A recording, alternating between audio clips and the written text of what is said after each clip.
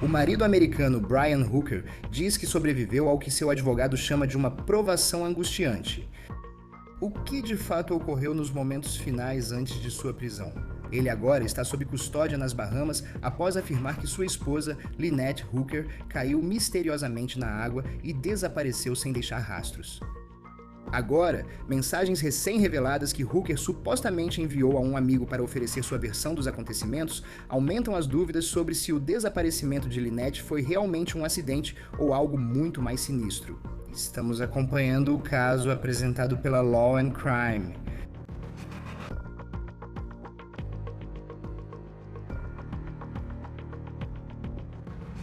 Mais um dia com várias atualizações sobre o caso que acompanhamos há quase uma semana nas Bahamas. A enteada de Brian Hooker revelou que o casamento de sua mãe com o padrasto não era tão perfeito como mostravam nas redes sociais. E acabei de receber documentos detalhando uma prisão por violência doméstica que aconteceu envolvendo Lynette e Brian Hooker há cerca de 10 anos. Então vou explicar o que levou Lynette a ser algemada nesse caso e o que isso pode significar agora, já que ela não foi vista desde sábado à noite. Mas antes de chegarmos a essa parte da história, quero atualizar vocês sobre o que o advogado de Brian tem nos contado. Ela acabou de me mandar uma mensagem enquanto começamos esta gravação, dizendo que Brian está prestes a fazer uma entrevista oficial com a polícia, que estava marcada para as 10h30 da manhã de sexta-feira. Essa é uma entrevista em que a advogada dele confirmou presença. Vamos aguardar atualizações? Ela também nos enviou durante a noite uma atualização sobre o que o cliente dela contou quando ela conversou com ele em uma delegacia em Freeport, Bahamas. E ele conta uma história e tanto que aconteceu antes da sua prisão. Esta é uma declaração segundo sua advogada, Terrell Butler. Ela compartilhou conosco o que Brian chamou de um relato angustiante que aconteceu logo antes dessa prisão, que foi na noite de quarta-feira. Abre aspas. Brian compartilhou um relato angustiante de um incidente que ocorreu na noite de sua prisão. Sob condições de chuva forte e ventos intensos, ele foi levado de barco até seu barco, o Soulmate, para uma busca policial. Apesar das condições agitadas e perigosas do mar, ele permaneceu algemado enquanto tentava se mover de lado pelo piso molhado e instável do barco para manter o equilíbrio, com um monte de roupas nas mãos presas pelas algemas. Ele perdeu o equilíbrio e caiu no mar. Ele ficou submerso na água fria e engoliu bastante água do mar antes que o colete salva-vidas o trouxesse à tona. A polícia precisou resgatá-lo. Como resultado dessa queda, Brian sofreu uma lesão no joelho, o que o fez mancar, além de apresentar uma escoriação visível. Agora, Butler disse anteriormente que a polícia pode ter enganado Brian para que ele comparecesse a um interrogatório. Ela disse que Brian sairia na quarta para uma missão de busca e resgate de Lynette, mas a polícia pediu que ele fosse lá e conversasse. Ela afirma que disseram a Brian que ele não precisaria de advogado e não era suspeito. Também relata que a polícia conversou com ele por mais de 3 horas. Então, ao final daquela entrevista, eles o prenderam. Agora, estamos aguardando para saber se Brian será acusado neste caso. Butler diz que nas Bahamas, alguém pode ser detido por 48 horas sem acusação e esse prazo pode ser estendido para 96 horas desde que haja uma entrevista oficial da polícia em que ele possa ter um advogado presente. E acabamos de saber que essa entrevista pode estar acontecendo enquanto gravamos este episódio do On The Case. Agora, Butler também afirmou: Brian parece totalmente de coração partido e profundamente angustiado. Sua principal preocupação e fonte de intensa frustração é sua incapacidade de continuar procurando por sua esposa, com quem está casado há 25 anos. O trauma do desaparecimento dela, somado à sua atual detenção como suspeito, o deixou em um estado extremamente frágil. Agora, para mim, há 2 grandes perguntas neste ponto do caso, e provavelmente elas também são bem óbvias para você. Primeiro, o que aconteceu com Lynette? Mas então, como alguém pode provar que o que Brian disse que aconteceu é verdade ou se há algo mais acontecendo aqui? Mensagens diretas que Brian enviou a um amigo no Facebook após o sumiço de Lynette, compartilhadas conosco por esse amigo. Então ele entrou em contato com Brian na segunda-feira depois de ver a reportagem no noticiário, e Brian respondeu, abre aspas, sim, irmão, infelizmente sim. Caiu do bote em meio a ondas agitadas voltando para o veleiro. O vento me afastou dela e ela nadou em direção ao veleiro, e nós perdemos um do outro de vista bem rápido, já que estava quase anoitecendo. Eu fiquei à deriva e tentei remar com um remo só pelas próximas 7 horas, até que fui levado para trás da costa da ilha seguinte e consegui pedir ajuda. Ainda estamos procurando. Muita coisa acontece agora, mas agradeço sua preocupação. Estar nas notícias pesa muito. E eu acabei de receber a primeira ligação de um veículo de imprensa há poucos minutos. Então ele continua dizendo, abre aspas, nossa família está vivendo um inferno agora. A equipe de busca e resgate informou que procurou em várias áreas hoje, mas sem sucesso. Eles voltam amanhã, mas uma tempestade chega quarta-feira. Na manhã de terça-feira, Brian respondeu ao amigo: obrigado por entrar em contato e nos apoiar. Ontem, após o corpo de bombeiros me levar ao bote, trouxe o barco de volta para Marsh Harbor. Estou numa boia de amarração em um lugar chamado Conch Inn, ficando no barco. Minha irmã e meu cunhado chegam de avião nesta manhã para passar alguns dias e devo ficar com eles 1 ou 2 noites enquanto o tempo muda. Mas depois pretendo voltar ao local e continuar procurando. Muito provavelmente vou precisar de ajuda no futuro, mas ainda não sei exatamente do que. Estou tentando manter a fé. A equipe de busca e resgate voltou ao local hoje, antes dos ventos fortes esperados para amanhã. Agora, parece que a história que Brian conta ao amigo nessas mensagens coincide com o que ele teria dito às autoridades nas Bahamas. Que no sábado à noite, ele e Lynette, eles estavam no bote deles e estavam saindo de um restaurante em Abaco, indo de volta para o barco deles nesse bote de 2,5 metros. Tem fundo rígido, motor de popa atrás, não tem muito espaço para 2 pessoas. Normalmente você senta na lateral, e nas fotos de Brian e Lynette no bote, é mais ou menos aí que eles estão sentados. E não havia condições ideais para sair em um barco pequeno. Os ventos estavam entre 18 e 20 nós, o que equivale a cerca de 22 a 25 milhas por hora. Agora, Brian diz que Lynette era quem estava controlando o motor e que ela estava com as chaves. E então, quando ela supostamente caiu no mar, as chaves foram junto com ela.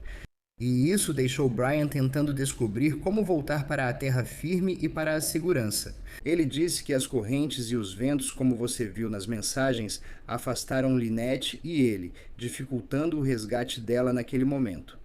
Achei interessante. Ele disse, porém, que ela estava nadando de volta na direção do barco. Essa foi a primeira vez que ouvimos isso. Brian então disse que teve que remar por horas para chegar a Marsh Harbor, Bahamas, onde desembarcou em uma marina e conseguiu entrar em contato com alguém para pedir ajuda. A Associated Press divulgou este mapa, onde você vê Hope Town, de onde partiram no bote tentando chegar a Elbow Key.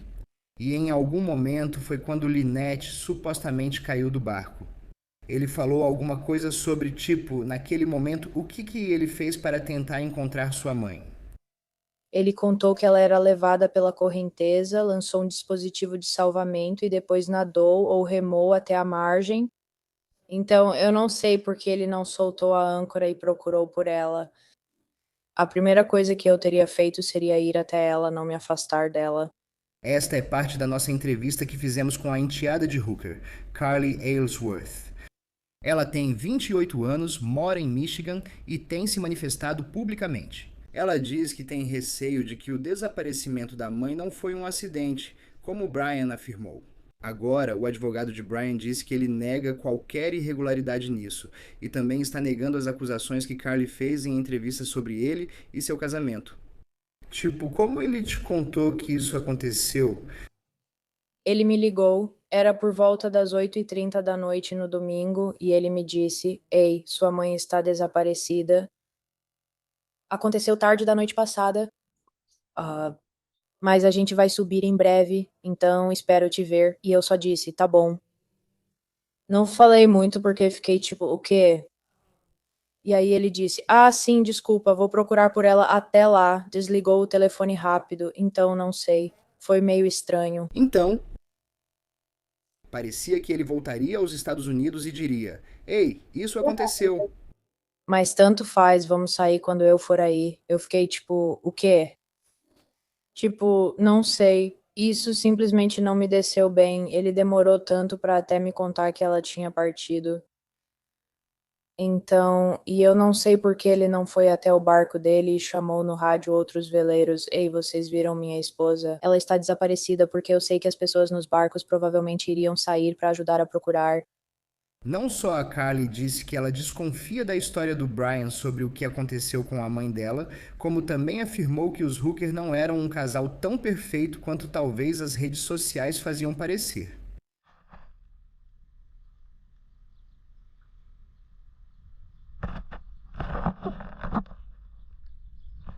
Agora, o casal estava morando junto no barco desde a época da pandemia, segundo a Carly nos contou. Eles compraram esse veleiro, apropriadamente chamado de Soulmate, há cerca de 3 anos no Texas. E desde então eles têm morado a bordo. Eles viajam para destinos como as Bahamas. Nas redes sociais, eles dizem ter deixado as besteiras para trás e vivem suas melhores vidas, mas Carly afirma que o casal tem histórico de violência doméstica. Ela afirma que há 2 anos, Brian supostamente ameaçou estrangular sua mãe e jogá-la ao mar. Agora, não há documentação judicial desse caso. E, novamente, o advogado de Brian diz que ele nega esse tipo de acusação. Mas nós temos este boletim de ocorrência que documenta uma disputa doméstica envolvendo os Hookers, que aconteceu em 2015, quando eles moravam em Michigan. A polícia de Kentwood, Michigan, escreveu que foi chamada à casa dos Hooker pouco depois da 1 da manhã, em 1º de fevereiro de 2015. E eles dizem que Brian Hooker afirmou que foi agredido por Lynette. Ele a acusou de tê-lo atingido no rosto várias vezes. E a polícia escreveu que Brian estava embriagado e com sangue saindo do nariz. Brian disse a eles que Lynette estava bêbada e que ela estava tentando entrar em um quarto no andar de cima, onde ela estava preocupada que um homem chamado Jacob Hooker, que acreditamos ser filho de Brian, estava, segundo ele, aprontando e havia trancado a porta. Brian disse que subiu para acalmar Lynette. E foi aí que Lynette o acertou no rosto de 4 a 5 vezes, segundo ele. A polícia escreveu, abre aspas, ele não era atingido assim há muito tempo. Ele começou a chorar e ficou emocionado, fecha aspas. O relato de Lynette era diferente. Segundo a polícia, ela estava muito embriagada e disse que Brian a atingiu na testa. Ela o acusou de estrangulá-la e agredi-la com um soco. A polícia disse que Brian tinha ferimentos visíveis, com o nariz sangrando e inchado. A polícia disse que Lynette não tinha ferimentos visíveis, mas Lynette foi presa e levada para a cadeia do condado de Kent, onde ficou detida sob acusação de agressão doméstica. As acusações foram retiradas porque as autoridades disseram que não havia como provar quem iniciou a agressão. Agora, esse caso aconteceu obviamente há muito tempo, cerca de uma década, mas ele dá uma ideia do que pode ter sido um casamento com algumas características tóxicas. Carly diz que, antes do sumiço da mãe, a mãe dela deixou uma mensagem de voz para ela em que parecia bêbada. Ela também compartilhou conosco essa mensagem de voz que seu padrasto deixou para ela depois que sua mãe desapareceu, mas antes de sua prisão. Ouça. Alô, Annie. Acabei de receber uma ligação da busca e resgate de Hopetown e eles encontraram um dispositivo de flutuação que eu joguei para a mamãe quando ela caiu no mar. Então, eles ainda não a encontraram, mas agora podem concentrar todos os esforços em uma área menor. Eles ainda estão procurando hoje. Só queria te atualizar e avisar. Eu te amo. Falo com você depois. Tchau. Carly revelou que foi entrevistada pela Guarda Costeira dos Estados Unidos em uma investigação criminal sobre o caso. A advogada de Brian diz que exigiu uma avaliação médica completa para Brian depois que ele supostamente caiu na água e a polícia machucou o joelho dele, deixando-o mancando e com uma escoriação, segundo ela. Procuramos a Força Policial Real das Bahamas para comentar, mas não houve resposta. Brian Hooker nega as acusações de que teve qualquer envolvimento com o desaparecimento de sua esposa e o que sua enteada disse sobre ele em entrevistas. Agora, para falar mais sobre esse caso, está conosco Maurício Padilha. Sempre um prazer tê-lo aqui no Law and Crime. É realmente um caso fascinante. Há várias dinâmicas em jogo aqui. Sei que as leis nas Bahamas podem ser diferentes das dos Estados Unidos. Mas eu só penso, sabe, claramente uma acusação de assassinato. E ainda não chegamos a esse ponto. No momento em que estamos gravando isso, ele ainda não foi acusado de nada. Mas é como você prova? Acho que essa é a questão. Como provar que isso é mais do que ele diz que aconteceu? Certo. Bom, antes de tudo, obrigado por me receber. É sempre um prazer participar do seu programa. Vai ser o conjunto total das circunstâncias. Por exemplo, ele tinha seguro de vida em nome dela. Eles estavam tendo problemas, existem mensagens de texto entre eles, sabe, discutindo. Existe evidência por e-mail de que ele estava tendo um caso com outra pessoa, sabe? É esse tipo de coisa que eles vão usar para construir um caso de assassinato em uma situação como essa. Se for uma situação em que nada disso existe, e ele, digamos, por exemplo, e eu não sei o que aconteceu aqui, estou apenas falando hipoteticamente, simplesmente decidiu matá-la e empurrá-la do barco. Então vai ser extremamente difícil de provar. Se ele não se pronunciar, é porque já tem advogado. Suponho que os bahamenses pediriam que ele fizesse um teste no polígrafo. Eu aconselho meus clientes a não fazerem isso porque, na minha experiência, só pode prejudicá-los. Mas, graças a Deus, nunca passei por uma tragédia assim na minha vida pessoal. Às vezes penso que, se algo assim ocorresse comigo, eu preferiria fazer um polígrafo para esclarecer certas questões em vez de confiar apenas na minha opinião. Mesmo que pareça um pouco, sabe, loucura eu dizer isso, sabe? Se sua esposa morre, algumas pessoas iriam imediatamente, sabe, fazer um polígrafo para limpar o nome. Além disso, o barco de verdade, eles estavam em um bote, mas estavam morando em um barco maior. O exame forense daquele barco, porque, sabe, se ele realmente a matou, há uma grande chance de que ele tenha feito isso no barco. Então, inspeção com luminol, sabe? Tem algum vestígio no corpo dele? Tem algum dano no corpo dele, nos nós dos dedos? Houve uma briga? Arranhões? É só que, quero dizer, olhando para aquele bote e vendo que havia pessoas com muita experiência na água, eu não entendo, excluindo uma situação de emergência, como você estaria naquele barco, naquelas condições. Isso é algo grande, algo importante que ele vai ter que explicar. Certo, porque era dele. Eu sei que são de 18 a 20 nós em termos náuticos, mas quero dizer, estamos falando de ventos de cerca de 40 quilômetros por hora. Tipo, isso com certeza é uma rajada. Sabe, isso já foi relatado. Eu sei que eles tiveram um incidente doméstico em 2015, mas nenhuma acusação foi apresentada. A enteada tem falado publicamente ao dizer que esse casamento não era como parecia nas redes sociais, como se fosse perfeito. Mesmo assim, chega ao ponto de pensar: ok, eles estão no bote, como ela vai parar na água? Tipo, o quanto o passado realmente importa, eles poderiam ser as pessoas mais tóxicas do mundo. Muitas pessoas vivem casamentos tóxicos, mas não acabam em assassinato. Tipo, o quanto isso realmente entra em uma investigação criminal como essa, em que eles tiveram ótimos momentos, mas também tiveram momentos muito ruins, segundo familiares? Certo. Olha, isso definitivamente faz parte da investigação. Quando você fala de um julgamento, aí já é outra coisa, mas em uma investigação, você pode analisar qualquer coisa e eles vão investigar, sabe, o histórico deles, eles vão analisar tudo. Então, a questão é que eles estavam morando em um barco. Então, pode ser que eles não estivessem trocando mensagens de texto entre si. Não havia necessidade disso. Eu literalmente estou morando com você em um espaço fechado esse tempo todo, o que algumas pessoas poderiam dizer que é até uma situação de panela de pressão, tipo, sabe?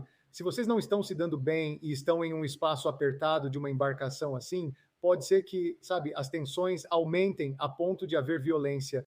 Ele realmente vai ter que explicar por que eles estavam naquele bote, sabe? Porque não é algo que seja nem viável. Tipo, você está falando de ventos de 40 quilômetros por hora, cara. É tipo, sabe, o barco tem que estar afundando para você se colocar num bote daqueles nessas condições. Então isso já é um grande sinal de alerta, de verdade. Será que ele está em apuros? Vamos dizer assim, há tantas hipóteses agora, mas é como se ele tivesse mandado eles saírem no bote como se dissesse: precisamos voltar para o barco. E aí isso acaba sendo o lugar onde acontece algum tipo de, sabe, acidente e ela ainda assim cai. Tipo, ele ainda poderia ser acusado?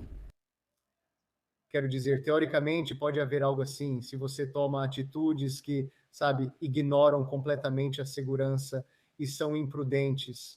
E você, sabe, você comete algum erro grave e coloca a vida dela em perigo, pode haver uma acusação de homicídio culposo. Eu não sei se na lei das Bahamas existem estatutos semelhantes, mas se você não leva em consideração, se você, sabe, se você não considera a segurança e você toma atitudes que são extremamente, sabe, descuidadas e imprudentes, coisas desse tipo, pode haver acusações criminais, assim como se você está dirigindo um carro, sabe, fazendo racha e alguém morre ou, sabe, coisas desse tipo. Então pode haver.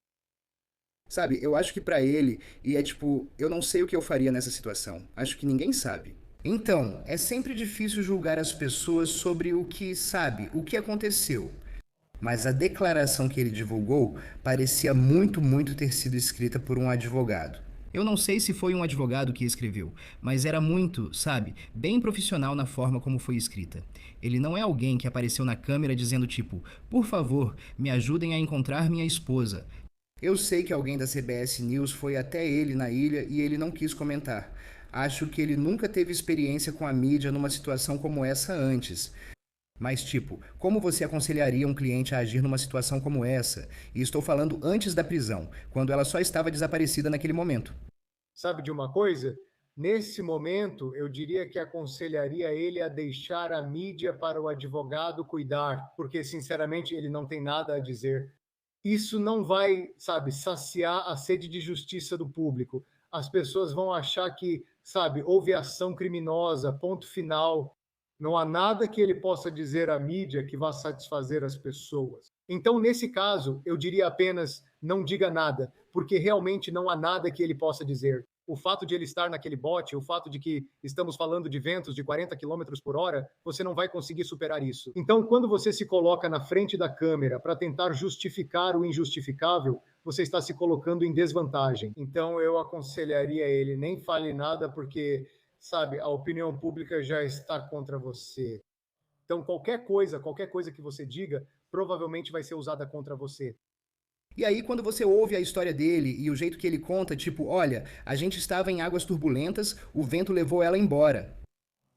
O que te chama a atenção nessa história? Sempre tem quem especule, tipo, o marido dizendo que a esposa caiu na água. E sabe, no mundo do true crime, as pessoas já pensam em crime automaticamente. Mas e a história dele até aqui? Foi suficiente para as autoridades detê-lo e prendê-lo, segundo eles. O que mais chama sua atenção na história de Brian Hooker? Quero dizer, primeiro 100. Além de por que você estava até mesmo no bote, sim, você jogou para ela uma boia e depois, quero dizer, algumas pessoas diriam, eu preferiria estar flutuando na água com minha esposa do que estar no bote. Algumas pessoas, você entende o que quero dizer? Eu afundaria com ela. Então, em algum momento você abandonou e deixou ela, certo? Você jogou um bote para ela, está se separando e tentando alcançá-la. Alguns diriam que você a deixou lá. Então, e olha, eu nunca, graças a Deus, nunca estive nessa situação e é muito difícil até opinar, mas no fim das contas você a deixou lá. Independentemente de sua vida estar em perigo ou não, há pessoas que diriam, sabe, eu vou morrer tentando salvá-la, que foi o que ele fez. Como advogado de defesa criminal, ao lidar com um caso baseado na totalidade das circunstâncias, estas são as provas que você enfrenta. Sabe? E se isso seguir por esse caminho onde, sabe, ele tem a verdade dele, as palavras dele, que foi um acidente. Ela caiu, ela estava com as chaves, sabe? Ela era quem estava dirigindo. Eu tive que remar até a margem. Mas você já tem esse histórico e familiares fazendo acusações sérias contra ele. Sabe, membros da família que estão alegando que eles bebiam muito e as coisas ficavam ruins quando eles bebiam. Tipo, esse é o tipo de caso com o qual um advogado de defesa criminal se sente confortável? Onde, de verdade, a única pessoa que sabe o que aconteceu naquele bote agora é Brian Hooker. Olha, não é o tipo de caso com o qual um advogado de defesa criminal vai se sentir confortável só pela imagem que esse caso passa. Uma das perguntas é, ela estava com as chaves do bote, certo? É isso que ele está dizendo? As chaves do bote? Sim. Mas as chaves do bote não seriam necessárias para operar o bote?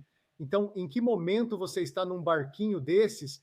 Porque aquilo é um barco minúsculo, certo? Tipo, é um bote minúsculo. Então, você está nesse barco muito pequeno.